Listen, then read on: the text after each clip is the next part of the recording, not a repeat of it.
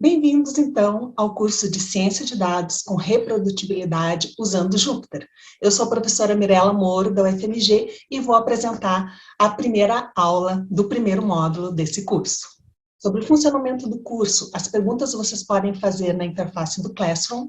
A parte texto, que eu vou apresentar para vocês, tem esses slides. Todos esses slides têm um número ali embaixo, então vocês podem usar o número do slide para fazer as perguntas. A parte prática, todos os arquivos têm seções numeradas, então vocês podem usar os números dessas seções nas perguntas de vocês. E os links, então, estão todos lá no Linktree, UF Jupyter. Ciência de dados. Então, o título deste curso começa com o termo ciência de dados. Vocês sabem o que é ciência de dados? Então, ciências, eu imagino que todos vocês saibam, né? Temos as ciências exatas, as humanas, as biológicas.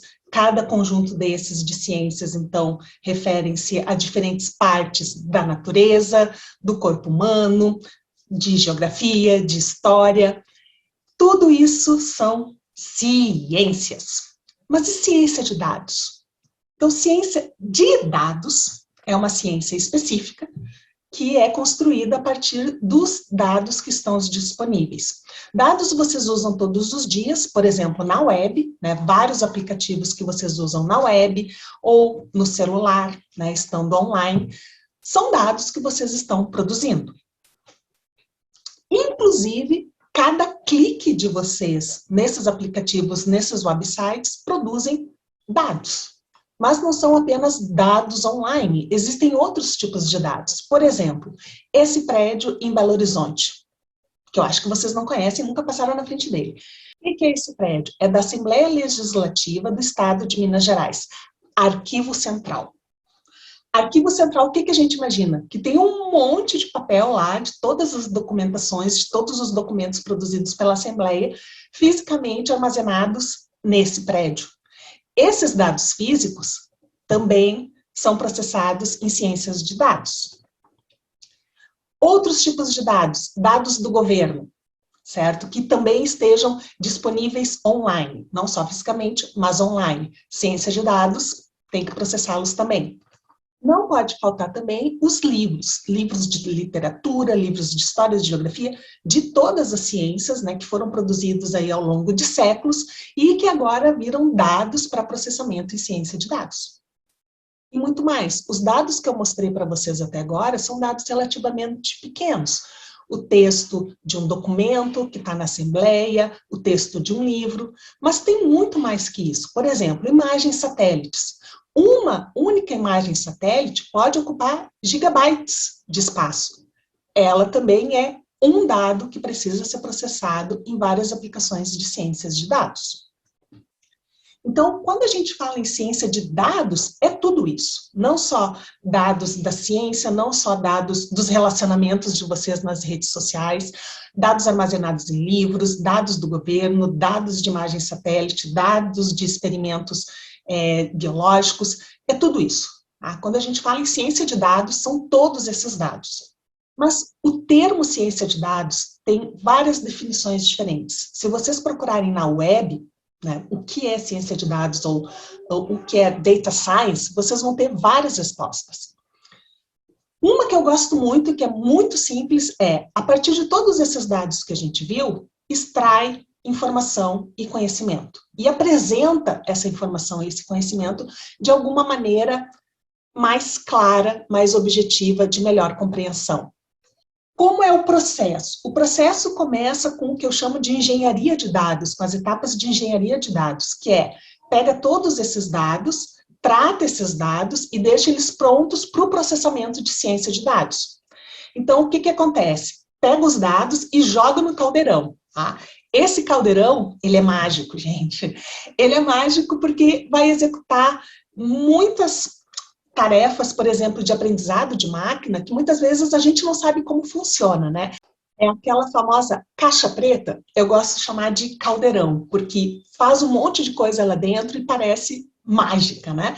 Então, vem técnicas de aprendizado de máquina, de mineração de dados, de estatística, de visualizações, e produz o conhecimento e produz nova informação, como eu falei antes, mas também permite que cientistas tenham novos insights e, inclusive, façam novas perguntas, né, que ajudam a evoluir a ciência como um todo. Na web, então, né, olhando as várias definições, essa aqui é muito comum, né, que mostra que Data Science está ali no meinho, né, na combinação de aprendizado de máquina com análise de dados e softwares tradicionais, esses vindos de computação, ciência da computação, de matemática e estatística, do domínio, né, do business, né, do negócio que está sendo avaliado. Então, tudo isso também é importante para a ciência de dados. E as aplicações? São muitas, nos mais variados contextos. Por exemplo, viagens. Os websites de venda de passagem, de venda de pacote turístico, eles calculam os preços dinamicamente, certo? E para ter essa dinamicidade, usam mecanismos de ciência de dados. No marketing, na saúde, mídias sociais, vendas, indústria, automação, crédito e seguros. Todos esses são exemplos clássicos de aplicação de ciências de dados. E o ciclo de vida é mais ou menos esse aqui, depende da plataforma que vocês estiverem usando, mas começa lá, né, o start aqui, né, começa lá com a compreensão do que é o negócio que vocês vão avaliar, se é turismo, se é marketing, né, se é redes sociais, tem a modelagem, aqui, que tem várias etapas de modelagem, que algumas são bem complexas, a parte da aquisição de dados, e aqui a gente vai trabalhar sobre essa aquisição de dados nesse curso, depois o desenvolvimento e a entrega, então, do produto para o consumidor.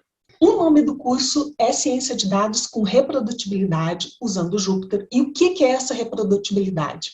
É bem simples. Dado aí um conjunto de dispositivos, um conjunto de arquivos, de tecnologias que vocês usaram para produzir um resultado, para imprimir o resultado de uma pesquisa, por exemplo, reprodutibilidade garanta que, se outra pessoa usar mecanismos parecidos com os que vocês usaram, vai obter necessariamente os mesmos resultados ou resultados muito parecidos. Isso é reprodutibilidade. E no título do nosso curso é Ciência de Dados com Reprodutibilidade usando Jupyter. O que é Jupyter? Eu imagino que alguns de vocês já conheçam, mas vamos lá. Então, Jupyter Notebooks é uma plataforma, é um tipo de arquivo que permite vocês misturarem código com comentários. E ele é muito usado para contar a história. Então, é como se você pegasse o seu experimento, a sua avaliação experimental de ciências, colocasse lá e contasse uma história junto dessa avaliação experimental que você fez, ou do tratamento de dados, ou de qualquer processo que você tenha feito durante a sua pesquisa científica. É um novo paradigma de programação chamado programação literária interativa. Como assim? Então, o paradigma de programação literária interativa busca ajudar na comunicação de programas através da alternância de texto, código e saída. É bem diferente das linguagens de programação tradicionais que vocês estão acostumados a usar na universidade. Então, o texto é linguagem natural mesmo, texto. Tá? O código vão ser pedaços de executáveis, não vão ser o programa inteiro, e a saída é o resultado, né, dessas computações todas que foram realizadas. Jupyter Notebooks é uma grande ferramenta para pesquisas reprodutíveis. O seu grande diferencial é permitir a documentação inline, né, que mistura, então, o texto da documentação da pesquisa realizada com o código.